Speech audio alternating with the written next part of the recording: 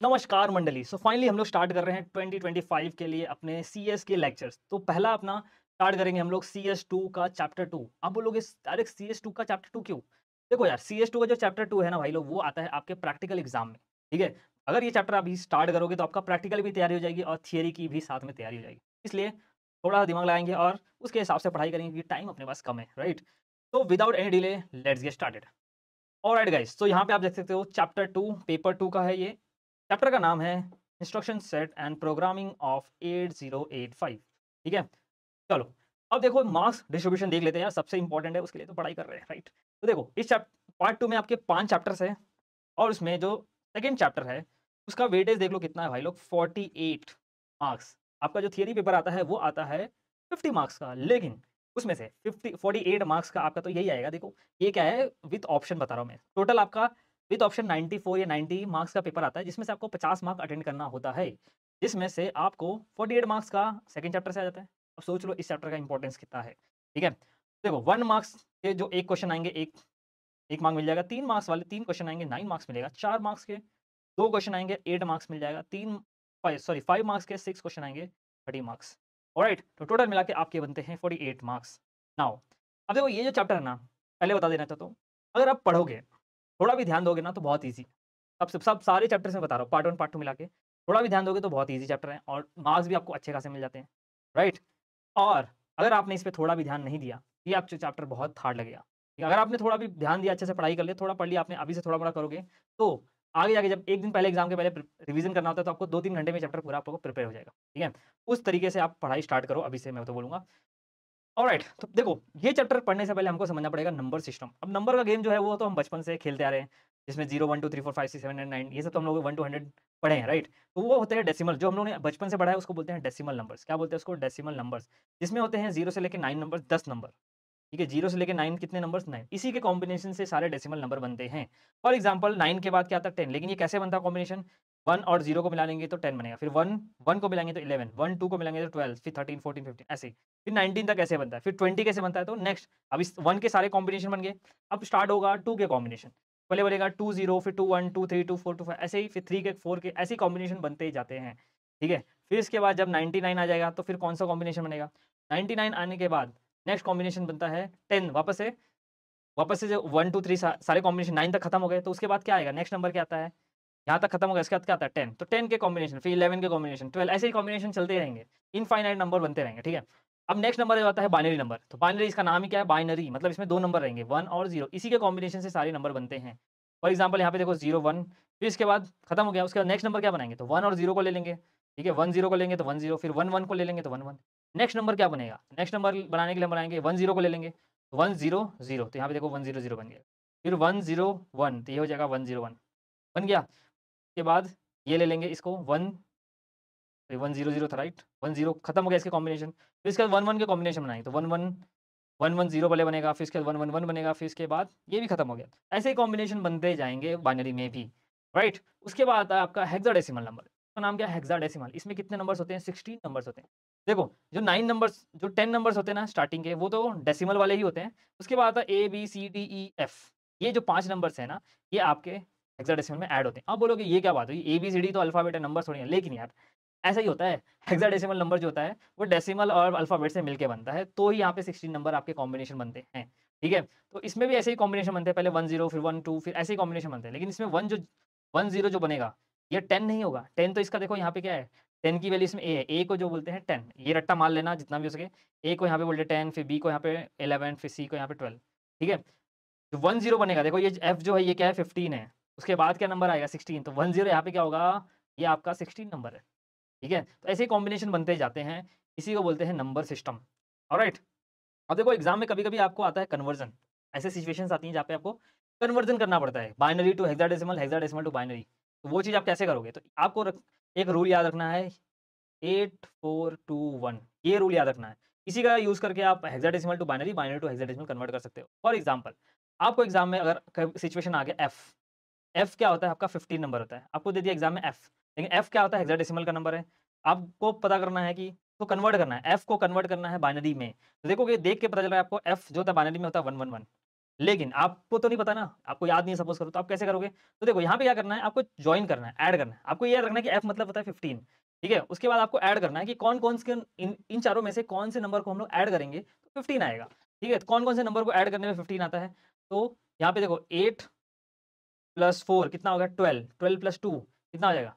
14 plus 1 15, मतलब चारों number को मुझे ऐड करना पड़ेगा तो ही 15 आएगा। तो जहाँ जो नंबर यहाँ पे ऐड करना पड़ा है, वो उस नंबर पे आपको 1 1 लगा देना है। तो यहाँ पे देखोगे तो f कन्वर्ट हो गया बाइनरी में। तो बाइनरी में f क्या होता है?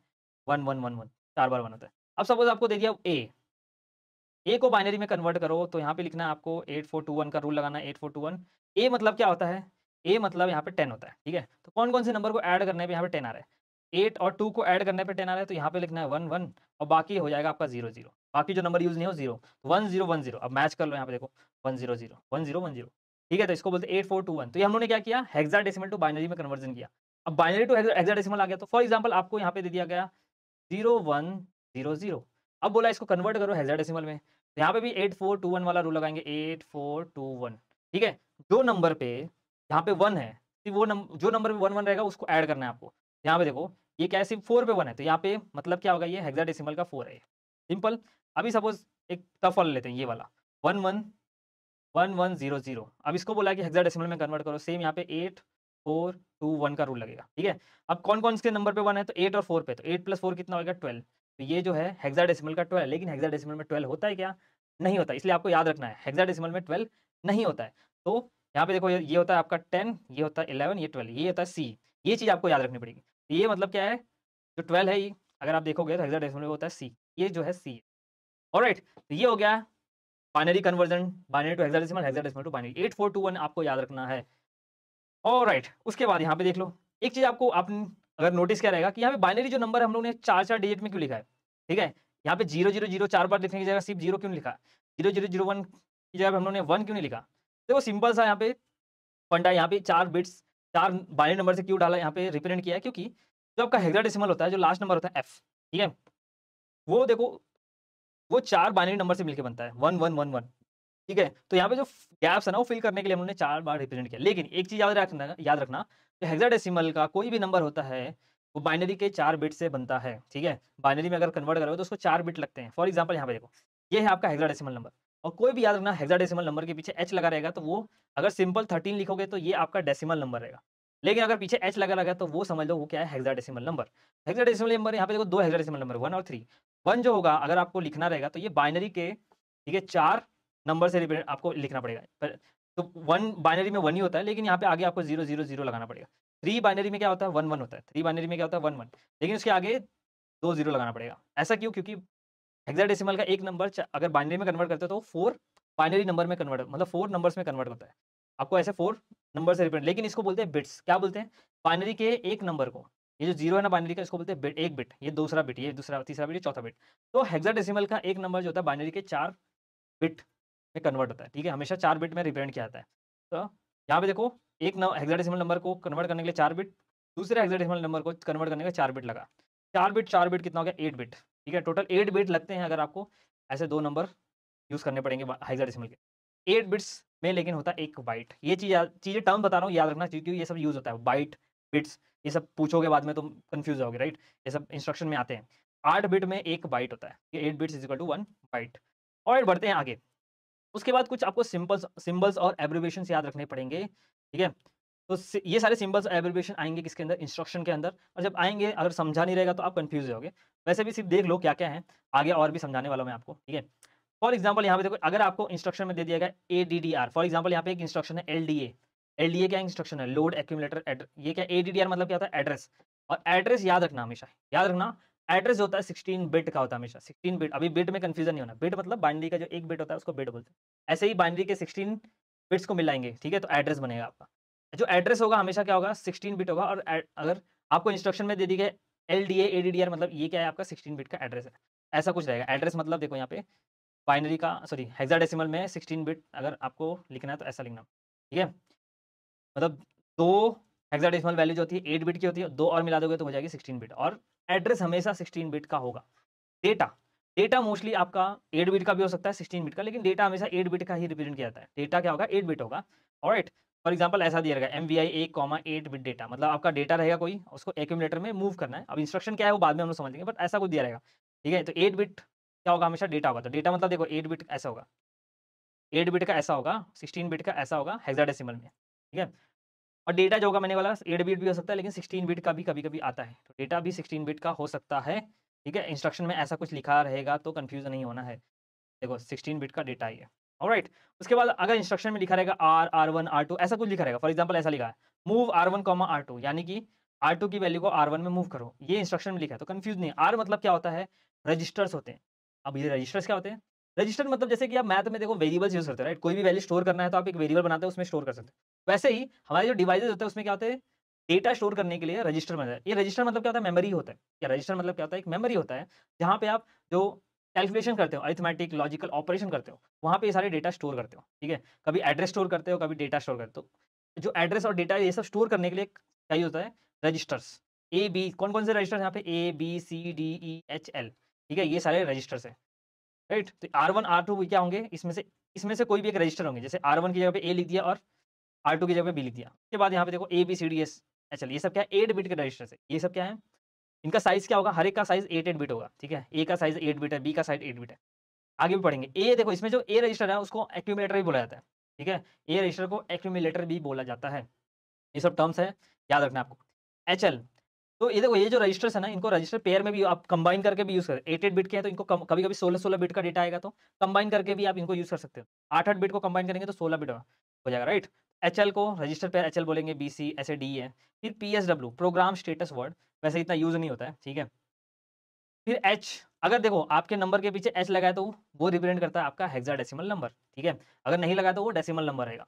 आरपी मतलब रजिस्टर पेयर, आरपी मतलब रजिस्टर पेयर। जैसे यहाँ पे देखो लिख दिया इंस्ट्रक्शन में एलएक्सआई आरपी यानी कि यहाँ पे आपका क्या है, रजिस्टर पेयर है।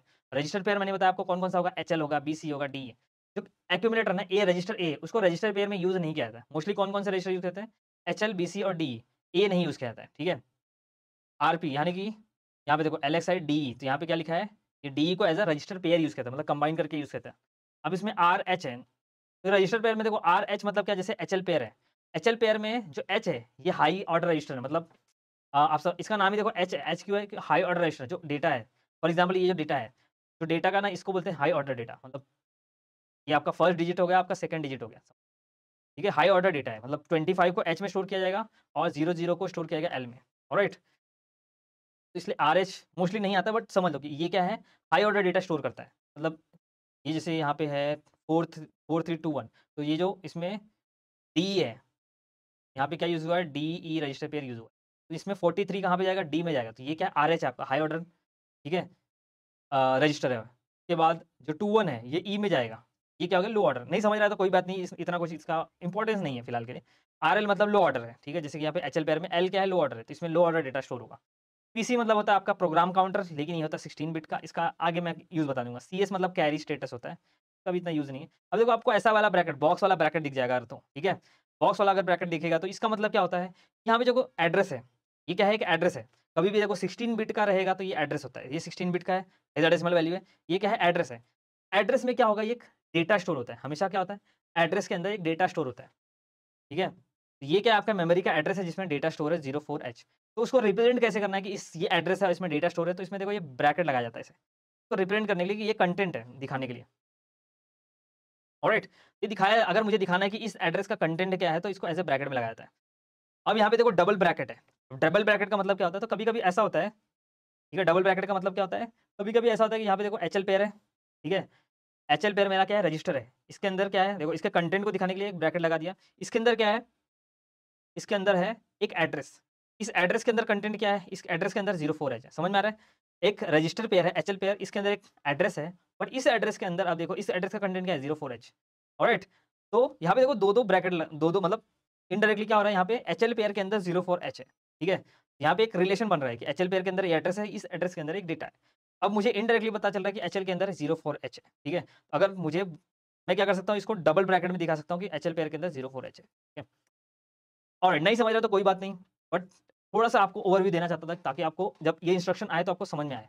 ठीक है? उसके बाद यहाँ पे ये तो आता नहीं है वैसे, ऐसे आता है। इंस्ट्रक्शन में कभी ऐसा लिखा रहे, ठीक है? इसका मतलब होता है एंड, ये एंड ऑपरेटर है। उसके बाद आता है ऐसा, ये आपका और ऑपरेटर है, ठीक है। ऐसा लिख के आया तो समझ लो कि यहाँ पे एंड और ऑपरेटर यूज होने वाला है। ये आपका एक्सॉर ऑपरेटर है, ठीक है। एक्सक्लूसिव और बोलते हैं, एक्सॉर बोलते हैं। फिर इसके बाद यहाँ पे देखो, ये एरो का मतलब क्या है?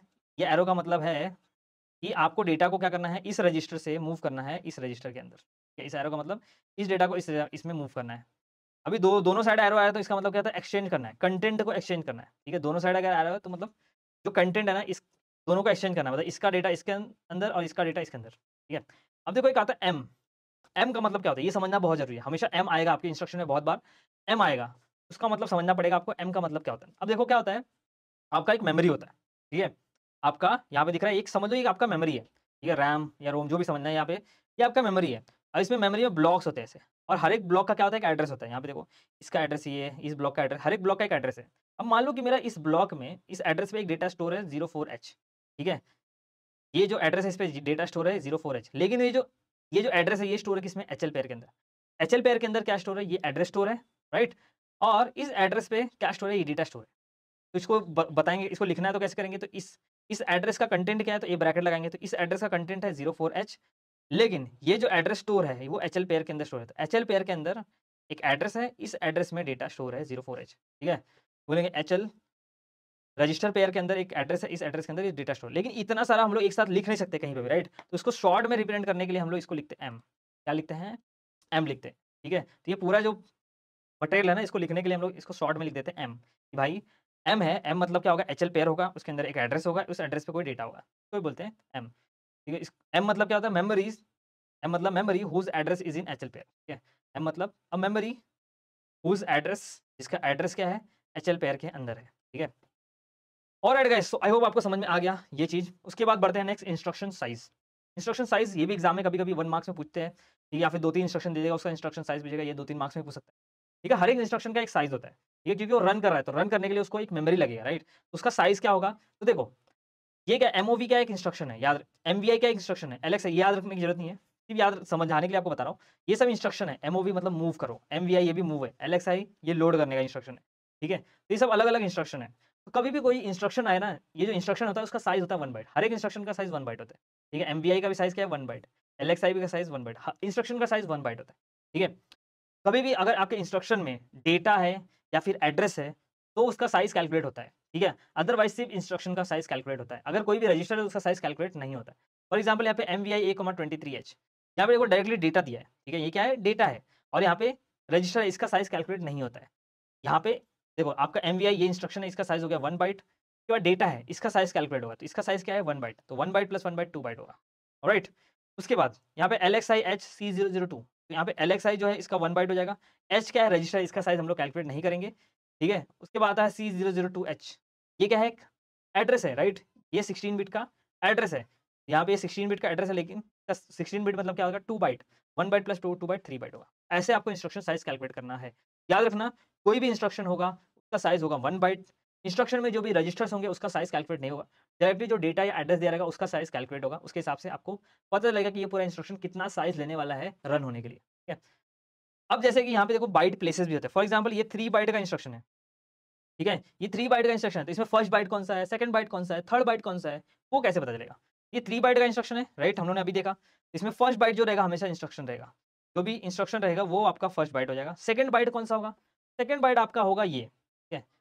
पीछे से स्टार्ट होगा। ये होने के बाद पीछे से स्टार्ट होगा, तो सेकंड बाइट आपका ये होगा, थर्ड बाइट ये होगा। अब बोलोगे सेकंड बाइट ये क्यों नहीं है? तो ऐसा ही है, ठीक है। ये आपका जैसे कि आप 1, 2, 3 ये डिजिट्स है, तो ये आपका फर्स्ट डिजिट होगा, ये सेकंड डिजिट होगा, ये थर्ड डिजिट होगा, ठीक है। तो वैसे ही यहाँ पे ये आपका फर्स्ट बाइट होगा, ये आपका सेकंड बाइट होगा, ये सेकंड है और ये थर्ड है, ठीक है। 02 जो है आपका सेकंड बाइट और C0 आपका थर्ड बाइट होगा, ठीक है। ऐसे ही यहाँ पे देखो एमवीआई, तो इसमें ये 2 बाइट का इंस्ट्रक्शन है। ये फर्स्ट बाइट ये होगा, सेकंड बाइट ये होगा, थर्ड बाइट है ही नहीं इसमें। ऑलराइट, उसके बाद आता है आपका प्रोग्रामिंग मॉडल ऑफ 8085, ठीक है। तो 8085 प्रोग्रामिंग मॉडल, यानी कि इसके अंदर बेसिकली क्या होते हैं, रजिस्टर्स होते हैं। ये क्या है, एक डायग्राम है रजिस्टर का, मैंने आपको ऑलरेडी बताया। रजिस्टर्स क्या होते हैं, मेमोरी होता है, राइट। मेमोरी होता है, छोटा सा मेमोरी, जहाँ पे आपके जो कैलकुलेशंस होते हैं वो वहाँ पे स्टोर होते हैं, ठीक है। तो देखो, एक पहला आता है फ्लैग्स, ठीक है। यहाँ पे क्या आएगा, फ्लैग आएगा, फिर इसके बाद आएगा आपका एक्यूमुलेटर, फिर इसके बाद BCDEHL, फिर स्टैक पॉइंटर, प्रोग्राम काउंटर। ये सब क्या है, मेमोरी है। इनका साइज क्या है, देखो इसका साइज है 8 बिट, इसका साइज 8 बिट, ये सब देखो 8 बिट के क्या है, रजिस्टर। मेमोरी का हम लोग क्या बोलेंगे यहाँ पे, रजिस्टर बोलेंगे। 8 बिट का रजिस्टर है। लेकिन यहाँ पे देखो ये स्टैक पॉइंटर क्या है, स्टॉक नहीं रहेगा, ये स्टैक रहेगा। स्टैक पॉइंटर क्या है? 16 बिट का, ये 16 बिट का है। ऑलराइट, ये क्या है? अलग-अलग मेमोरी। तो फ्लैग्स का काम क्या होता है? एक्यूमुलेटर का काम क्या होता है? ये मैं बताता हूँ। इसमें आप देखोगे, ठीक है? इसमें 8 बिट के 8 रजिस्टर्स हैं, ठीक है? 1, 2, 3, 4, 5, 6, 7, 8 8 बिट के 8 रजिस्टर्स हैं और 16 बिट के 2 रजिस्टर्स हैं, राइट? लेकिन ये जो इसमें 6 रजिस्टर्स है ना, बी, सी, डी, ई, एच, एल, इसको आप 8 बिट के 6 रजिस्टर भी यूज़ कर सकते हो या फिर इसको कंबाइन करके भी यूज़ कर सकते हो, 3 16 बिट के रजिस्टर्स, ठीक है? इसमें जो ए क्या है, एक्यूमुलेटर है। इसका यूज़ क्या है? जो भी आपके कैलकुलेशंस के रिजल्ट आते हैं, जो अरिथमेटिक लॉजिकल ऑपरेशन का जो रिजल्ट आता है, मोस्टली हम लोग एक्यूमुलेटर में सेव करते हैं, ठीक है? और ये जो बी, सी, डी, ई, एच, एल है ना, वो क्या है? जनरल पर्पस रजिस्टर है। जनरल पर्पस फॉर एग्जांपल जैसे पार्ले जी बिस्किट आता है, राइट? वो कुत्ते को भी खिला सकते हो, खुद भी खा सकते हो, है ना? तो वो जनरल पर्पस बिस्किट है। वैसे ये बी, सी, डी और एच, एल, ये 6 रजिस्टर है ना, ये जनरल पर्पस है। मतलब इनका काम अलग-अलग तरीके से आप यूज़ कर सकते हो। इसको इसका काम लॉजिकल और अरिथमेटिक ऑपरेशन भी करने में यूज़ कर सकते हो या कुछ और भी काम रहेगा, जहाँ पे डेटा स्टोर करना है आपको 8 बिट का या 16 बिट का, ठीक है? उसके लिए आप को यूज़ कर सकते हो। इसलिए इसको बोलते हैं जनरल पर्पस रजिस्टर। एक्यूमुलेटर में क्या होता है? सिर्फ यहाँ पे जो आपका अरिथमेटिक और लॉजिकल ऑपरेशन होता है, उसका रिजल्ट सेव होता है, इसलिए इसको जनरल पर्पस नहीं बोलेंगे, ठीक है? फ्लैग्स का काम क्या है और ये स्टैक पॉइंटर पीस का काम क्या है, वो मैं बता देता हूँ आगे। ऑलराइट, यहाँ पे देखो जो मैंने समझाया आपको वही है कि B, C, D, H, L general purpose registers हैं। इसमें आप 6 बिट के 8 अलग-अलग रजिस्टर यूज़ कर सकते हो या फिर 3 16 बिट के रजिस्टर यूज़ कर सकते हो, ठीक है? तो ज जनरली बी, सी, डी और एच, एल क्या होते हैं? ये रजिस्टर पेयर यूज़ होते हैं और इसमें देखोगे जो बी, सी और डी है, ये मोस्टली डेटा स्टोर करने के लिए यूज़ होते हैं, ठीक है? बी, सी और डी रजिस्टर डेटा स्टोर करने के लिए होता है, यूज़ होता है। और जो एच, एल पेयर है ना, ये H, L pair mostly address store करने के लिए यूज़ होता है, ठीक है? याद रखना। बी, सी और डी डेटा स्टोर करने के लिए, इसलिए उसको बोलते हैं data registers. B, C, D को डेटा रजिस्टर क्यों बोलते हैं? क्योंकि डेटा स्टोर करता है mostly. HL pair mostly address store करता है, इसलिए इसको बोलते हैं एड्रेस रजिस्टर, ठीक है? अब देखो इसमें एक आपका था प्रोग्राम काउंटर, ये जो पीसी है, पीसी मतलब पर्सनल कंप्यूटर नहीं, प्रोग्राम काउंटर, ठीक है? प्रोग्राम काउंटर का काम क्या होता है? बेसिकली यहाँ पे देखोगे तो ये समझ लो आपका मेमोरी है, ठीक है? ये मेमोरी में अलग-अलग इंस्ट्रक्शन स्टोर है, इंस्ट्रक्शन 1, 2, 3। अब हर एक मेमोरी का ब्लॉक है, राइट? ये अलग-अलग मेमोरी के ब्लॉक्स हैं, उसका हर एक का एड्रेस है, ऑलराइट? अब मान लो कि करंटली ये वाला इंस्ट्रक्शन रन हो रहा है, अब इसके बाद कौन-सा इंस्ट्रक्शन रन होगा? ये वाला, लेकिन वो कैसे रन होगा? तो जो आपका प्रोग्राम काउंटर है ना, जो नेक्स्ट इंस्ट्रक्शन रन होने वाला है, उसका एड्रेस स्टोर करके रखता है, ठीक है? अब ये एड्रेस स्टोर करता है, इसलिए इसका 16 बिट स्पेस दिया गया है, ठीक है? तो बेसिकली प्रोग्राम काउंटर क्या करता है? जो भी नेक्स्ट इंस्ट्रक्शन रन होता है, उसका एड्रेस स्टोर करके अपने पास रखता है, ठीक है? तो इसको बोलते हैं प्रोग्राम काउंटर। प्रोग्राम या इंस्ट्रक्शन जो भी बोलना है बोल सकते हो आप, ठीक है?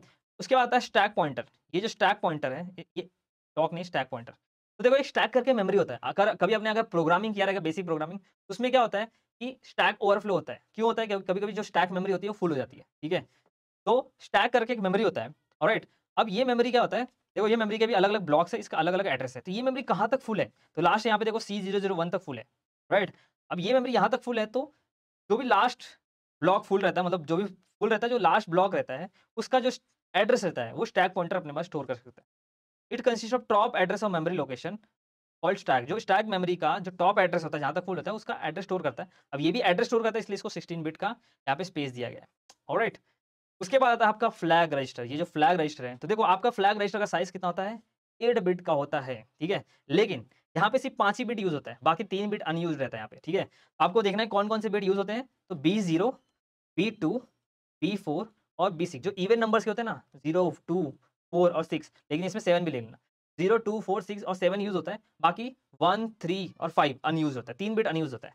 इसमें अलग-अलग फ्लैग्स होते हैं, देखो कैरी फ्लैग होता है, पैरिटी फ्लैग होता है, ऑक्सिलरी कैरी फ्लैग होता है, ज़ीरो फ्लैग होता है और यहाँ पे होता है ये साइन फ्लैग, ठीक है? इसका अलग-अलग यूज़ होता है। बेसिकली ये क्या करता है, जैसे कि आपका जो आप अरिथमेटिक का ऑपरेशन कर रहे हो, एडिशन कर रहे हो या सब्ट्रैक्शन कर रहे हो, तो जो आपका रिजल्ट आता है, फॉर एग्जांपल वो इंडिकेट करता है कि क्या आया, नेगेटिव आया कि पॉजिटिव आया, तो साइन फ्लैग आपका सेट हो जाएगा। तो microprocessor use this flag to test data condition कि आपका जो डेटा आया, जो ऑपरेशन किया आपने उसमें जो डेटा आया, जो कैलकुलेशन किया जो डेटा आया, उस कौन-सी कंडीशन है उसकी? क्या वो नेगेटिव है, पॉजिटिव? अगर नेगेटिव या पॉजिटिव है तो साइन फ्लैग सेट और रीसेट होता है। अगर जो रिजल्ट आया 0 आएगा, ठीक है? सपोज़ आपने डिवाइड किया तो रिजल्ट 0 आया, तो ठीक है? तो आपका ज़ीरो फ्लैग सेट और रीसेट होता है। तो ऐसे अलग-अलग फ्लैग, अगर कैरी है तो कैरी फ्लैग सेट और रीसेट होता है। इसको हम लोग अलग से देख सकते हैं, मतलब फर्स्ट चैप्टर में ऑलरेडी हम लोग देखने वाले हैं इसको बहुत डिटेल में, ठीक है? अभी के लिए तो इतना ही समझ लो। ऑलराइट, उसके बाद आता है एड्रेसिंग मोड ऑफ 8085, ठीक है? अब एड्रेसिंग मोड क्या होता है? फॉर एग्जांपल जो इंस्ट्रक्शंस होते हैं, ठीक है? तो इंस्ट्रक्शन में क्या यूज़ होते हैं? ऑपरेंड। तो वो ऑपरेंड को रिप्रेजेंट करने के लिए अलग-अलग तरीके होते हैं, अलग-अलग, उसी को बोलते हैं एड्रेसिंग मोड। फॉर एग्जांपल हमको करना है, सपोज़ एडिशन करना है, हमको एडिशन करना है, ठीक है?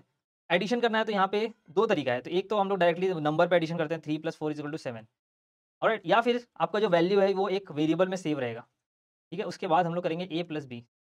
यहाँ पे देखो 2 तरीके से हम लोगों ने एडिशन किया, तो ठीक है? अब यहाँ पे जो एडिशन करते हैं तो यहाँ पे जो ये वाला है इसको क्या बोलते हैं? ऑपरेटर। इसको क्या बोलते हैं? ऑपरेटर बोलते हैं। लेकिन एडिशन में जो ये 2 चीज़ है ना इसको बोलते हैं ऑपरेंड। जो नंबर्स साथ में यूज़ होते हैं ना उनको क्या बोला जाता है? ऑपरेंड बोला जाता है। ये टर्म याद रखना, ऑपरेंड बोला जाता है। ऑलराइट, तो ये ऑपरेंड को रिप्रेजेंट अलग-अलग तरीके से आप कर सकते हो। जैसे कि आप डायरेक्टली यहाँ पे नंबर लिख दिया, या फिर आपने वैल्यूज़ को एक वेरिएबल में सेव किया, उसके बाद उसपे इंस्ट्रक्शन में उसको ऐड किया, ठीक है? तो ये जो अलग-अलग तरीके से आप इसको वैल्यूज़ को इंस्ट्रक्शन के साथ ऐड कर रहे हो तो उसको बोलते हैं एड्रेसिंग मोड, ठीक है? देखो, each instruction requires some data. हर एक इंस्ट्रक्शन को फॉर एग्जांपल प्लस को या माइनस को सबको डेटा चाहिए। Each instruction requires some data, ठीक है? On which it has to be operate. और इनको स्पेसिफाई करने के डिफरेंट डिफरेंट टेक्निक्स होती हैं, ठीक है? इंस्ट्रक्शन के लिए, जिसको बोलते हैं एड्रेसिंग मोड, दैट्स इट। देखो कौन-कौन से एड्रेसिंग 5 आपके एड्रेसिंग मोड कितने होते हैं? 5 होते हैं, 5 एड्रेसिंग मोड होते हैं। पहला रजिस्टर एड्रेसिंग मोड, ठीक है? इसमें क्या होता है, जो ऑपरेंड्स होते हैं आपके रजिस्टर्स होते हैं। ए, बी, सी, डी कौन-कौन से रजिस्टर्स होते हैं? ए, बी, सी, डी, ई, एच इसमें से कोई एक रजिस्टर होगा, ठीक है? तो आपके जो ऑपरेंड्स होंगे वो रजिस्टर्स होंगे, ऑलराइट? और इंस्ट्रक्शन का साइज़ क्या होगा? हमेशा 1 बाइट। क्यों? क्योंकि हमने पढ़ा है कि इंस्ट्रक्शन का साइज़, जो इंस्ट्रक्शन होता है अगर उसमें रजिस्टर होते हैं तो उनका साइज़ कैलकुलेट नहीं होता है। यहाँ पे सिर्फ क्या होगा, जो आपका इंस्ट्रक्शन होगा उसका ही साइज़ कैलकुलेट होगा, इसलिए 1 बाइट होगा। फिर इसका डायरेक्ट एड्रेसिंग मोड, ठीक है? डायरेक्ट एड्रेसिंग मोड में क्या होगा, यहाँ पे डायरेक्टली आपको एड्रेस दिया जाएगा, ठीक है? डायरेक्ट एड्रेसिंग मोड में डायरेक्टली एड्रेस दिया जाएगा, जो ऑपरेंड रहेगा वो एड्रेस रहेगा, ठीक है? ये 3 बाइट का होगा। 3 बाइट का क्यों? 1 बाइट का आपका इंस्ट्रक्शन होगा हमेशा। डायरेक्ट एड्रेसिंग मोड वाले इंस्ट्रक्शन हमेशा 3 बाइट के होते हैं। क्यों? क्योंकि 2 बाइट का आपका एड्रेस हो जाएगा और 1 बाइट का आपका इंस्ट्रक्शन हो जाएगा।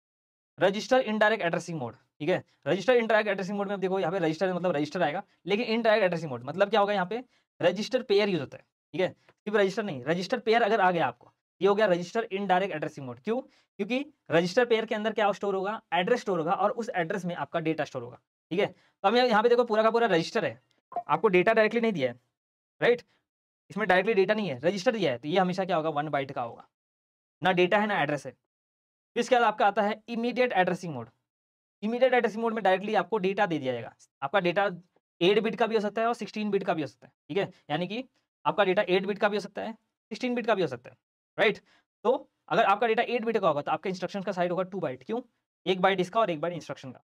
अगर 16 बिट का होगा तो 1 बाइट आपका इंस्ट्रक्शन का और 2 बाइट किसका? डेटा का, 3 बाइट का। तो इमीडिएट एड्रेसिंग मोड में क्या होता है? डिपेंड होता है कि आपका डेटा कितने साइज़ का है, ठीक है? उसके बाद 5वां आता है इम्प्लिसिट एड्रेसिंग या इम्प्लाइड ठीक है? इसमें जो आपको ऑपरेंड होगा, अलग से ऑपरेंड नहीं होगा। इसके अंदर देखो सीएमए क्या है, डायरेक्टली ये इंस्ट्रक्शन है। इसके अंदर अलग से आपको ऑपरेंड यूज़ करने की जरूरत नहीं, इसमें इनबिल्ट होता है।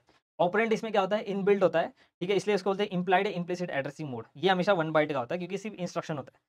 ऑलराइट, एक-एक करके देख ले फटाफट, समझ तो गया रहेगा आपको।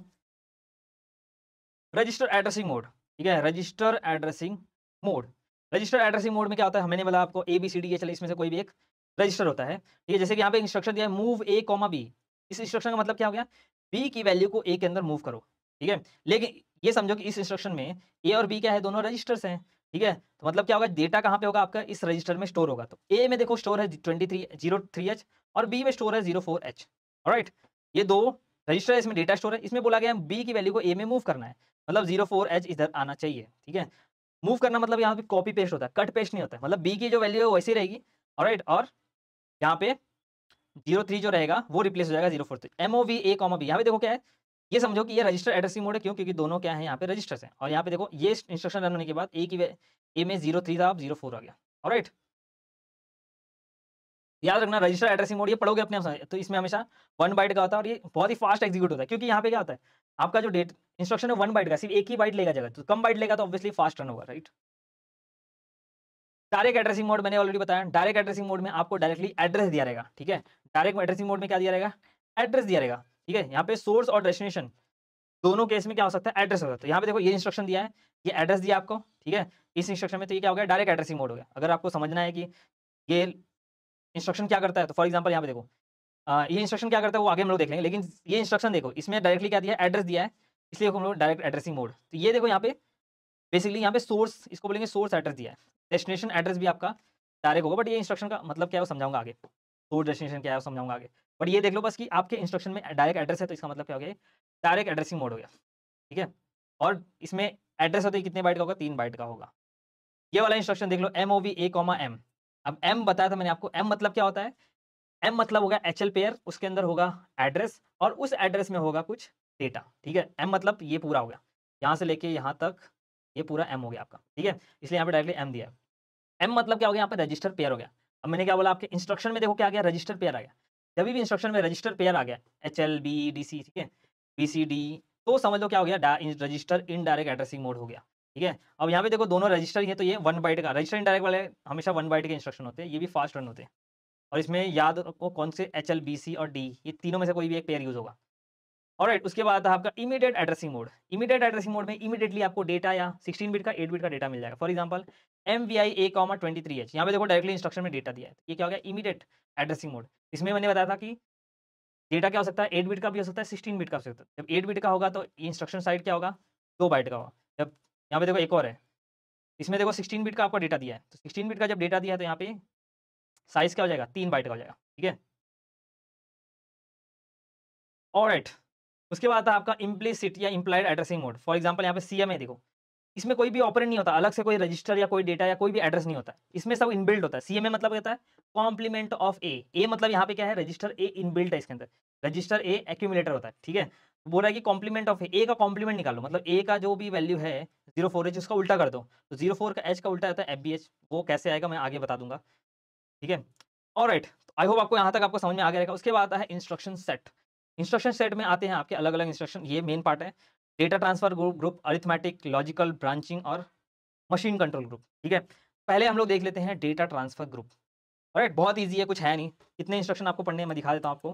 डेटा ट्रांसफर ग्रुप में देखो, डेटा ट्रांसफर ग्रुप में 7 इंस्ट्रक्शन मेन है, ये आपको पढ़ने हैं। इसी के अलग अलग कॉम्बिनेशन बनते हैं, एमओवी, एमवीआई, एलएक्सआई, एलडीए, एलडीएक्स, इसी के अलग अलग कॉम्बिनेशन बनते हैं। ज़्यादा डरने की बनती है, बहुत ईजी है। जैसे आप प्लस माइनस मल्टीप्लिकेशन डिवीजन ये पढ़े हो ना, वही है, समझ लो ये इंस्ट्रक्शंस हैं, अलग अलग ऑपरेटर्स हैं। डेटा ट्रांसफर ग्रुप में पहला इंस्ट्रक्शन आपके सामने ये रहा, MOV. MOV RD comma RS, मैंने ऑलरेडी पढ़ाया था सिंबल्स में, आरडी कॉमा आरएस या आर1 कॉमा आर2, ठीक है? वही है। आरएस मतलब सोर्स रजिस्टर, आरडी मतलब डेस्टिनेशन रजिस्टर, मतलब इस रजिस्टर का डेटा इसमें मूव करना है, दैट्स इट, यही है, ठीक है? अब देखो यहाँ पे दोनों रजिस्टर है, तो इसका एड्रेसिंग मोड क्या होगा? रजिस्टर, ठीक है? और साइज़ क्या होगा? 1 बाइट। ये आपको ऑलरेडी मैंने बता दिया कि कैसे कैलकुलेट किया जाता है, ठीक है? एड्रेसिंग मोड कैसे निकालना है और कितने साइज़ का है वो कैसे निकालना है, ठीक है? डायरेक्ट एग्जांपल देखते हैं। फॉर एग्जांपल मेरे पास एक वैल्यू है ए, मतलब एक रजिस्टर है जिसके अंदर वैल्यू 05H है, रजिस्टर बी है जिसके अंदर वैल्यू है 55H है, ठीक है? अब मुझे क्या करना है? सपोज़ रजिस्टर बी की वैल्यू को ए में मूव करना है, मतलब ये 55 को कॉपी करना है, पेस्ट करना है यहाँ पे, तो रिप्लेस करना है 55H से। तो हम रन करेंगे एमओवी ए कॉमा बी, ये क्या करेगा? देखो यहाँ पे ए की वैल्यू को रिप्लेस कर दिया 55H से, दैट्स इट, ईज़ी वाला एकदम, ठीक है? उसके बाद देखो इसी का कॉम्बिनेशन अलग-अलग बनेगा, ठीक है? पहले क्या था? एमओवी आरडी कॉमा आरएस, अब आरडी की जगह पे एम आ जाएगा, ठीक है? तो यहाँ पे अलग-अलग कॉम्बिनेशन बनेगा, मतलब यहाँ पे जहाँ पे रजिस्टर आता है ना, हमेशा यहाँ पे देखो एम आ जाएगा, मतलब रिप्लेस हो जाता है। नेक्स्ट इंस्ट्रक्शन है आर कॉमा एम। अब देखो यहाँ पे एम आ गया, एम मतलब रजिस्टर पेयर, रजिस्टर पेयर मतलब रजिस्टर इनडायरेक्ट एड्रेसिंग मोड, ठीक है? और रजिस्टर एम मतलब क्या हो गया? एचएल पेयर, एचएल पेयर के अंदर एड्रेस, एड्रेस के अंदर डेटा, ठीक है? तो उसको शॉर्ट में लिखने के लिए एम लिख दिया। ऑलराइट, तो एग्जांपल देख लेते हैं। मेरे पास क्या है? एचएल पेयर है, एचएल पेयर के अंदर एक एड्रेस है, इस एड्रेस के अंदर डेटा क्या है? 35H, और मेरे पास एक बी है जिसके अंदर डेटा है 82H। अब मुझे क्या करना है? ये जो 82H है उसको मूव करना है, कॉपी करना है, यहाँ पे पेस्ट करना है, मतलब इस एड्रेस में मुझे कॉपी पेस्ट ये करना है। तो मैं क्या लिखूंगा? Directly move R comma M. R यहाँ पे क्या है? सॉरी, एक मिनट, गलत। मुझे क्या करना है यहाँ पे? ये समझ में आ गया? मुझे क्या करना है? इसका डेटा यहाँ पे मूव करना है, मतलब बी की जो वैल्यू है 82H उसको रिप्लेस करना है 35H से, ठीक है? तो उसके लिए हम यूज़ करेंगे मूव बी कॉमा एम, मतलब एम की जो वैल्यू है उसको बी में डालो। अब मैं ये पूरा तो नहीं लिख सकता था, राइट? ये पूरा नहीं लिख सकता, इसलिए यहाँ पे हम लोग लिखते हैं क्या है? एम, ठीक है? एम की वैल्यू को बी में डालो। एम की वैल्यू क्या है? यहाँ पे 35H है, 35H की वैल्यू को बी में डालेंगे, कितना हो जाएगा? यहाँ पे देखो बी की वैल्यू हो जाएगी 35H। Alright, simple. उसके बाद नेक्स्ट इंस्ट्रक्शन है MOV M comma R, same instruction है, देखो वो इंस्ट्रक्शन सेम है, सिर्फ यहाँ पे प्लेस बदल गया, मतलब अब आर की वैल्यू को एम में हम लोग स्टोर करेंगे। पहले हम लोग एम की वैल्यू को आर में स्टोर कर रहे थे, अब आर की वैल्यू को एम में स्टोर करेंगे, दैट्स इट, सेम है, इंस्ट्रक्शन सेम है। मतलब मेरा एचएल पेयर है, इसके अंदर एड्रेस है, इस एड्रेस के अंदर ये डेटा है 40H है, ठीक है? इसको हम लोग को रिप्लेस करना है, सी की जो वैल्यू है FAH को मूव करना है यहाँ पे, ठीक है? FAH को यहाँ पे रिप्लेस करना है, मतलब यहाँ पे आ जाएगा, आपको इस एड्रेस पे FAH आएगा, तो हम यूज़ करेंगे क्या? ये वाला इंस्ट्रक्शन, मूव एम कॉमा सी, सी की वैल्यू को इसमें एम में स्टोर कर दो, एम में स्टोर कर दो, इस एड्रेस में स्टोर कर दो, हो गया। हाँ, ऑलराइट, नेक्स्ट इंस्ट्रक्शन है आपका नेक्स्ट, ठीक है? MVI R comma data. अब MVI R, डेटा, अब देखो याद रखना आपको डायरेक्टली डेटा दिया गया है, तो जो भी इंस्ट्रक्शन में डेटा डायरेक्टली मतलब देखो कभी भी जो इंस्ट्रक्शन आता है ना आई, जिस इंस्ट्रक्शन में आई लग जाता है, उसमें हमेशा हम आपको इमीडिएटली डेटा दिया रहेगा। समझ में आ गया? जो इंस्ट्रक्शन अगर याद नहीं आ गया तो कैसे याद रखना है कि जो इंस्ट्रक्शन में अगर आपके आई लगा रहेगा, ठीक है? मतलब क्या दिया गया है उसका मतलब इमीडिएटली डेटा दिया रहेगा और जो इंस्ट्रक्शन में इमीडिएटली डेटा दिया जाता है उसको कौन सा रजिस्टर एड्रेसिंग मोड बोलते हैं? इमीडिएट एड्रेसिंग मोड बोलते हैं, ठीक है? ठीक है, यहाँ पे देखो एड्रेसिंग मोड कौन-सा है? ये इमीडिएट है क्योंकि इसमें इमीडिएटली डेटा दिया है। यहाँ पे बेसिकली क्या बोल रहा है? ये मूव इंस्ट्रक्शन ही है, सिर्फ यहाँ पे डेटा डायरेक्टली दे दिया गया तो ये डेटा को आपको डायरेक्टली रजिस्टर में स्टोर करना है, दैट्स इट। फॉर एग्जांपल यहाँ पे देखो, मेरे पास एक्यूमुलेटर है, इसके अंदर क्या है 04H, ठीक है? मुझे क्या करना है एक्यूमुलेटर में रिप्लेस करना है, एक्यूमुलेटर को रिप्लेस ये जो डेटा है इसको रिप्लेस करना है 35H से, मतलब ये जो डेटा है यहाँ पे लोड करना है। मैं क्या करूँगा यहाँ पे लिखूँगा मेरे पास डायरेक्टली डेटा दिया है 35H, ठीक है? मैं यूज़ कर लूँगा MVI, आई वाला इंस्ट्रक्शन यूज़ करेंगे। मेरे पास अगर डायरेक्टली डेटा है तो आई वाला इंस्ट्रक्शन कौन-सा है मूव करने के लिए MVI, ये इंस्ट्रक्शन क्या करेगा 35H को A में लोड कर देगा, दैट्स इट। ऑलराइट उसके बाद सेम है, मैंने क्या बोला देखो जहाँ पे भी R आएगा, यहाँ पे क्या है R है। इंस्ट्रक्शन में अगर R आएगा ना तो वही का उसी का कॉम्बिनेशन बनेगा। अब R को रिप्लेस कर देंगे हम M से। यहाँ पे देखो R को रिप्लेस कर दिया M से और डायरेक्टली डेटा दिया रहेगा और M में अगर डायरेक्टली डेटा स्टोर करना है। यहाँ पे देखो मेरे पास क्या HL पेयर है, इसके अंदर एड्रेस है, इस एड्रेस में ये डेटा है 04H, ठीक है? इस एड्रेस पे 04H डेटा है। अब मुझे क्या करना है, लेकिन इस एड्रेस पे दूसरा डेटा लोड करना है ये वाला 35H, इसकी जगह पे 35H लोड करना है। मतलब मेरे पास डायरेक्टली डेटा दिया है, तो डायरेक्टली डेटा दिया है, तो वो कौन-सा इंस्ट्रक्शन जिसमें आई लगा है? MVI, ठीक है? जिसमें हम लोग मूव कर सकते हैं MVI M, 35H, that's it. यहाँ पे देखो इस एड्रेस पे आ गया 35H। ऑलराइट उसके बाद आता है नेक्स्ट इंस्ट्रक्शन LXI। यहाँ पे देखो L मतलब क्या होता है? लोड, ठीक है? L मतलब क्या हो गया? लोड। X मतलब हमेशा याद रखना इंस्ट्रक्शन में X आया, X मतलब रजिस्टर पेयर, X मतलब तुम्हारी X नहीं, X मतलब यहाँ पे रजिस्टर पेयर, ठीक है? I मतलब यहाँ पे मैंने ऑलरेडी बताया था इमीडिएट डेटा, समझ में आ गया? X मतलब रजिस्टर पेयर, I मतलब यहाँ पे इमीडिएट डेटा। तो समझ लो ये इंस्ट्रक्शन आपको पूरा का पूरा बता दिया कि क्या करना है।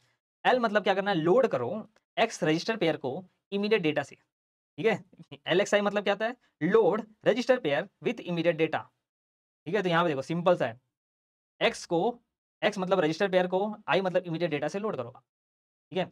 अब देखो यहाँ पे जब X है, तो X मतलब रजिस्टर पेयर हमेशा ही होगा और रजिस्टर पेयर में आप 8 बिट का डेटा स्टोर करोगे? नहीं, इसलिए यहाँ पे डेटा क्या है 16 बिट का डेटा है। तो कभी भी 16 बिट का जब डेटा स्टोर करना रहे, तो वहाँ पे आप रजिस्टर पेयर वाला इंस्ट्रक्शन यूज़ करोगे, ठीक है?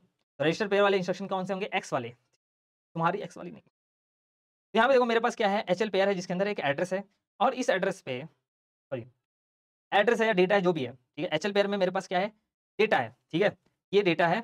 अब इस डेटा को मुझे लोड करना है सॉरी डेट मेरे पास ये है 3500 डेटा है, ठीक है? 3500 डेटा, ये वाला नंबर है, मुझे इसको लोड करना है यहाँ पे HL पेयर के अंदर, इसको रिप्लेस करना है। मेरे पास इमीडिएटली 16 बिट का डेटा है जिसको लोड करना है HL पेयर के अंदर। तो कैसे करेंगे? ऑब्वियसली 16 बिट का डेटा मुझे HL पेयर के अंदर रजिस्टर पेयर के अंदर लोड करना है। रजिस्टर पेयर वाला कौन-सा इंस्ट्रक्शन होता है? X, ठीक है? और मुझे 16 बिट का डेटा है, तो 16 बिट मतलब डायरेक्टली डेटा दिया है, तो इमीडिएटली डेटा वाला कौन-सा इंस्ट्रक्शन I वाला कौन-सा इंस्ट्रक्शन होता है? I, LXI, ठीक है? यहाँ पे देखो HL पेयर के अंदर क्या आ गया यहाँ पे 3500, ऑलराइट? उसके बाद आता है आपका ये हो गया LXI, उसके बाद आता है आपका LDA। LDA मतलब LD मतलब होता है लोड, LD मतलब यहाँ पे लोड, A मतलब क्या हो गया? एक्यूमुलेटर, ठीक है? यहाँ पे LD मतलब लोड, A मतलब एक्यूमुलेटर, ADDR मतलब एड्रेस, ठीक है? यहाँ पे बोल रहा है कि एक्यूमुलेटर को डायरेक्टली एड्रेस से लोड करो। अब रजिस्टर पेयर एड्रेसिंग मोड कौन सा है, कितने बाइट का है वो तो कैलकुलेट कर सकते हो, ठीक है? अब देखो यहाँ पे एग्जांपल मैं देता हूँ आपको कि मेरे पास क्या है एक डेटा है C500, ठीक है? डेटा मतलब एड्रेस है। ये मेरे पास एक एड्रेस है, इस एड्रेस में 26H स्टोर है, एक्यूमुलेटर में स्टोर है 04H।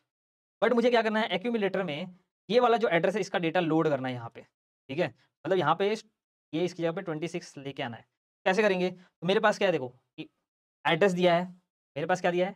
एड्रेस दिया है और एक्यूमुलेटर में डेटा लोड करना है। तो जब भी एड्रेस दिया है और एक्यूमुलेटर में डेटा लोड करना है तो एलडीए वाला इंस्ट्रक्शन याद रखना। एक्यूमुलेटर में अगर एड्रेस वाला डेटा लोड करना है, एड्रेस दिया है, डायरेक्टली डेटा नहीं दिया है, एड्रेस में डेटा है, ठीक है? यहाँ पे देखो डेटा डायरेक्टली नहीं दिया है आपको, ये एड्रेस है, इसमें डेटा है। इस केस में एलडीए इंस्ट्रक्शन यूज़ करना, ठीक है? जैसे एलडीए यूज़ करोगे यहाँ पे ए के अंदर देखो क्या आ गया 26H और यहाँ पे याद रखना हमेशा कॉपी पेस्ट होता है। जो भी मूव वाले जितने इंस्ट्रक्शन है, डेटा ट्रांसफर वाले सब में कॉपी पेस्ट होता है, कट पेस्ट नहीं होता है। अब देखो एलडीए का ही एक भाई है, एलडीए का उल्टा एसटीए है। ये उसका उल्टा है एसटीए।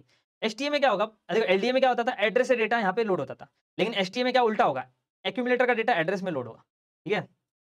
फॉर एग्जाम्पल मेरे पास क्या है, एक्यूमुलेटर में एक 35H डेटा है, ऑलराइट, और मुझे क्या करना है, एक्यूमुलेटर का जो डेटा है उस एड्रेस पे लोड करना है, इसको रिप्लेस करना है 35 से। कैसे करेंगे, मेरे पास एक्यूमुलेटर है, मेरे पास एड्रेस है, ठीक है, एक्यूमुलेटर से डेटा उल्टा करना है, अगर एक्यूमुलेटर से डेटा को एड्रेस में स्टोर करना है तो हम यूज करेंगे STA, ठीक है। देखो ए के अंदर तो 35 है, लेकिन इस एड्रेस पे क्या आ गया, 35 आ गया, ये रिप्लेस हो गया, ऑलराइट। उसके बाद आता है आपका LDAX, ये थोड़ा अलग इंस्ट्रक्शन है, ठीक है। LDAX, आप देखो यहाँ पे इंस्ट्रक्शन में क्या आ गया, एक्स आ गया, जब भी इंस्ट्रक्शन में एक्स आ गया तो यहाँ पे क्या आ जाता है, रजिस्टर पेयर आता है, ठीक है, रजिस्टर पेयर आ जाता है।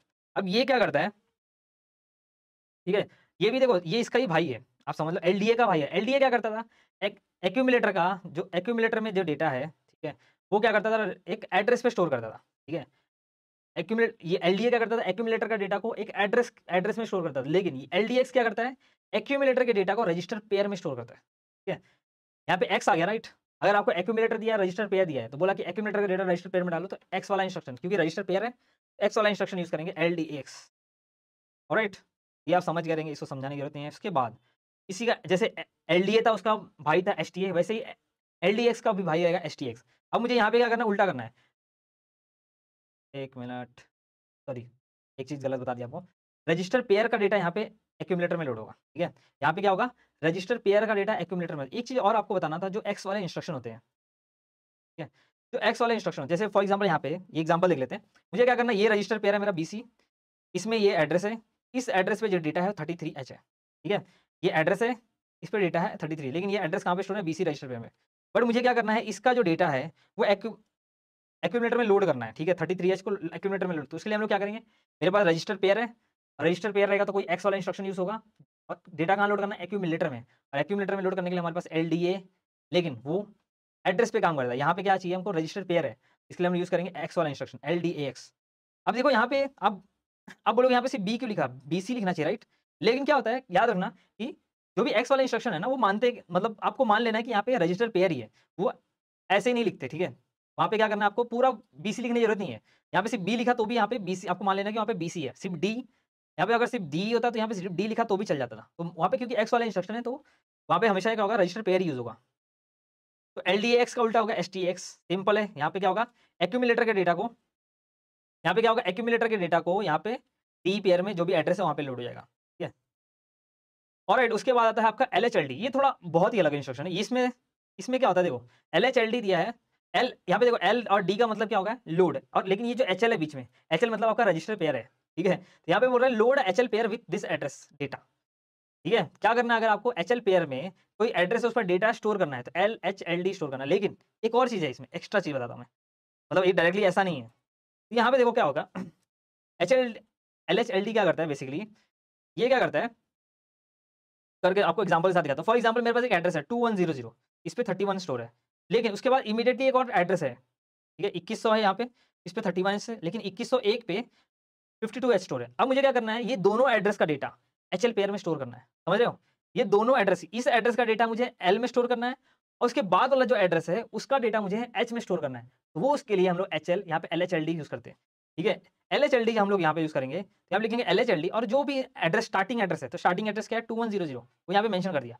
ये क्या करेगा, जो 2100 पे जो डेटा है, 2100 पे क्या डेटा है 31H, इसको स्टोर कर देगा कहाँ पे, L में।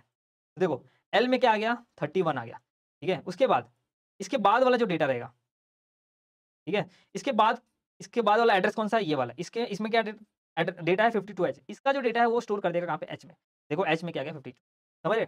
कभी भी अगर आपको दो इमीडिएट एड्रेस वाले अगर डेटा को स्टोर करना है, कहाँ पे स्टोर करना है, HL पेयर के अंदर, रजिस्टर के अंदर, तो वो इस केस में यूज करोगे LHLD। एग्जाम्पल देखो, यहाँ पे मेरे पास दो इमीडिएट एड्रेस है, उसका डेटा स्टोर करना है HL पेयर के अंदर, तो यूज कर लोगे LHLD। SHLD, तो SHLD में क्या होगा, इसका उल्टा होगा। SHLD में क्या होगा, उल्टा होगा, मतलब HL पेयर का डेटा इस एड्रेस पे स्टोर होगा, ठीक है। H मतलब L का डेटा इस एड्रेस पे स्टोर होगा, और उसके बाद नेक्स्ट एड्रेस पे H का डेटा स्टोर होगा। फॉर एग्जांपल यहाँ पे देखो, मेरे पास H में क्या है 32H है, और L में क्या है 35H है, ठीक है। अब मैं ये इंस्ट्रक्शन रन करता हूँ, SHLD 2100, तो क्या होगा, जो L में जो डेटा है ना, L में जो डेटा है वो, तो L में क्या है 35H, ये स्टोर हो जाएगा इस पे, यहाँ पे देखना 2100 2100 पे 35H स्टोर हो गया। उसके बाद जो नेक्स्ट एड्रेस है 2101, उसके ऊपर H का जो वैल्यू है वो स्टोर हो गया, ऑलराइट। उसके बाद नेक्स्ट है आपका एक्सचेंज, इसको बोलते हैं एक्सचेंज इंस्ट्रक्शन, ठीक है। ये हो गया आपका एक्सचेंज इंस्ट्रक्शन, और एक्सचेंज इंस्ट्रक्शन बेसिकली क्या करता है पता है? एच का जो डेटा है, ठीक है, एच का जो डेटा है डी में डाल देगा और डी का डेटा एच में, और एल का डेटा ई में, ई का डेटा एल में, दैट्स इट। ये एक्सचेंज करता है, ठीक है। देखो यहाँ पे, और यहाँ पे एक्सचेंज में ना कोई भी आपको ऑपरेंड मतलब कोई भी रजिस्टर मेंशन करने की जरूरत नहीं है, इसमें फिक्स है, इनबिल्ट है, एचएल और डी इनबिल्ट है। लेकिन एक आप बोलोगे इनबिल्ट है तो इसका एड्रेसिंग मोड क्या होना चाहिए? इंप्लाइड एड्रेसिंग मोड होना चाहिए, नहीं, लेकिन नहीं, ये क्या है? रजिस्टर इनडायरेक्ट एड्रेसिंग मोड है, ये रजिस्टर इनडायरेक्ट, ठीक है। क्यों? क्योंकि यहाँ पे रजिस्टर पेयर यूज हो रहा है, ठीक है। और इंप्लाइड एड्रेसिंग मोड में क्या होता है? मोस्टली सिंगल रजिस्टर होता है, एक्यूमुलेटर या फिर ऐसे BC, single register. Implied addressing mode में मोस्टली सिंगल रजिस्टर होता है और ऑपरेशन भी उसी रजिस्टर पे होता है, जैसे कॉम्प्लीमेंट ऑफ है, मतलब इसमें जो डेटा है उसी का कॉम्प्लीमेंट निकालना होता है। लेकिन यहाँ पे रजिस्टर पेयर यूज होता है, इसलिए ये रजिस्टर इनडायरेक्ट एड्रेसिंग मोड होगा, ठीक है। अब देखो ये क्या करेगा? एक्सचेंज इंस्ट्रक्शन आप रन करोगे, यहाँ पे कुछ भी मेंशन नहीं है, इसमें एचएल और डी ऑलरेडी फिक्स है कि इसी में ही आपको करना है कि एचएल का जो डेटा है डी में डालना है और डी का डेटा एचएल में डालना है। देखो एच के अंदर क्या था? 23H, और डी के अंदर क्या है? 53H। ये रन करने के बाद एच के अंदर क्या आ गया? ये 53 इसके अंदर आ गया, और एच का वैल्यू किधर चलेगा? 23। ऐसे ही एल और डी का। ऑलराइट गाइस, तो यहाँ पे खत्म होते हैं अपने डेटा ग्रुप के सारे इंस्ट्रक्शन। आई होप आपको समझ में आए रहेंगे। अगर शॉर्टकट में देखा जाए तो हमने 7 इंस्ट्रक्शन ही पढ़े हैं, बाकी के इंस्ट्रक्शन जो थे वो कॉम्बिनेशन थे, ठीक है, अलग अलग वर्जन थे। फॉर एग्जाम्पल एमओवी में पहले एक रजिस्टर से डेटा को दूसरे रजिस्टर में मूव करना था, फिर जो रजिस्टर एक रिप्लेस हो जाएगा एम से, तो एक रजिस्टर का डेटा एम में मूव करना था, फिर एम का डेटा आर में मूव करना है। ऐसे 3 इंस्ट्रक्शन बन गए। फिर एमवीआई इंस्ट्रक्शन में आई आ जाएगा, तो याद रखना हमको क्या करना है? इमीडिएट डेटा दिया है और डेटा को हमको मूव करना है एक रजिस्टर के अंदर, इसमें हम लोग यूज़ करेंगे एमवीआई। तो फिर इसके बाद यहाँ पे आर रिप्लेस हो जाता है, मतलब डेटा को मूव करना है किसके अंदर? एम के अंदर, ठीक है। एम मतलब एचएल पेयर, एचएल पेयर में एड्रेस, एड्रेस में डेटा, ठीक है। एल एक्स आई, अब देखो यहाँ पे क्या है? ये लोड एक्स आई, यहाँ पे था एल मतलब लोड करना, एक्स मतलब रजिस्टर पेयर, यानी कि रजिस्टर पेयर मतलब 16 बिट का डेटा स्टोर करेगा, आई मतलब इमीडिएटली डेटा है। मेरे पास एक डेटा है लेकिन वो कितना? 16 बिट का रहेगा, क्योंकि यहाँ पे रजिस्टर पेयर है, रजिस्टर पेयर 16 बिट का डेटा स्टोर करता है, तो उस केस में एल एक्स आई यूज़ करेंगे। फिर इसके बाद एलडीए, एलडीए क्या करेगा? एक एड्रेस पे डेटा है, उस डेटा को एक्यूमुलेटर में लोड करना है, तो उस केस में एलडीए यूज़ करेंगे, ठीक है। यहाँ पे एलडीए, ए मतलब एक्यूमुलेटर आपका इनबिल्ट है इसके अंदर, इस एड्रेस का डेटा एक्यूमुलेटर में सेव करना है। फिर एलडी का उल्टा एसटीए, एक्यूमुलेटर का डेटा एड्रेस में सेव करना है। फिर इसके बाद था एलडीए एक्स इसमें क्या था? सेम है एलडीए, एलडीए का भाई इसमें एक्स लग गया है, ठीक है। एक्स लग गया मतलब क्या आ गया? इसमें रजिस्टर पेयर आ गया। यहाँ पे सिर्फ जो एड्रेस दिया रहता है उसकी जगह पे रजिस्टर पेयर रहेगा, बाकी सब सेम रहेगा। एक्यूमुलेटर, रजिस्टर पेयर का डेटा एक्यूमुलेटर में सेव करना है। एसटीएक्स उसका भाई, एक्यूमुलेटर का डेटा रजिस्टर पेयर में सेव करना है। उसके बाद था एलएचएलडी, इसमें क्या था? एक एड्रेस का डेटा एल में लोड होगा, उसके बाद वाला जो एड्रेस है उसका डेटा एच में लोड होगा। एसएचएलडी उसका भाई, ठीक है। यहाँ पे एल का डेटा एड्रेस पे लोड होगा और जो एच का डेटा होगा उसके बाद वाला जो एड्रेस है उस पे लोड होगा, दैट्स इट। एक्सचेंज में क्या होता था? एचएल की वैल्यू डी से एक्सचेंज होती थी, दैट्स इट। ऑलराइट, अब यहाँ पे देखो कुछ होमवर्क है, ये सारे होमवर्क क्वेश्चन है, बहुत छोटे छोटे है, सिर्फ एक इंस्ट्रक्शन आपको लिखना है, ठीक है। हर एक जो इंस्ट्रक्शन हम लोग ने पढ़ा है उसके ऊपर मैंने ये क्वेश्चन बनाए हैं, ये आप खुद से ट्राई करोगे, प्रैक्टिस करोगे तो आपको सारे इंस्ट्रक्शन आराम से, जब हम लोग बड़े बड़े क्वेश्चन सॉल्व करेंगे एएलपी के, असेंबली लैंग्वेज प्रोग्रामिंग के, आप बहुत आराम से कर लोगे अगर ये सारे क्वेश्चन आप अटेम्प्ट करते हो तो, ठीक है। तो आपको क्या करना है? ये सारे सिंगल सिंगल क्वेश्चन रहेंगे, सिंगल सिंगल इंस्ट्रक्शन लिखना है, जो भी ये इंस्ट्रक्शन पढ़ा है उसका सिंगल सिंगल आंसर रहेगा, ठीक है। आपको ये ट्राई करना है खुद से, ये क्वेश्चंस मैं डिस्क्रिप्शन में दे दूंगा। ऑलराइट, चलो ये क्वेश्चन आपको डिस्क्रिप्शन में मिल जाएंगे, प्लस आप यहाँ से भी नोट कर सकते हो, देख लो यहाँ पे स्क्रीनशॉट ले सकते हो, चाहिए तो मैं फुल स्क्रीन कर देता हूँ, ऐसे स्क्रीनशॉट ले लो। ऑलराइट गाइस, सो इस वीडियो को यहीं एंड करते हैं, बाकी के इंस्ट्रक्शन पढ़ेंगे नेक्स्ट वीडियो में। Till then bye bye. जितना हो सके यार प्लीज शेयर करो, दोस्तों को भी शेयर करो, अपने जितने व्हाट्सएप ग्रुप है जहाँ पे फैला दो। मिलते हैं बाकी के वीडियो के लिए नेक्स्ट वीडियो में, टिल देन बाय बाय।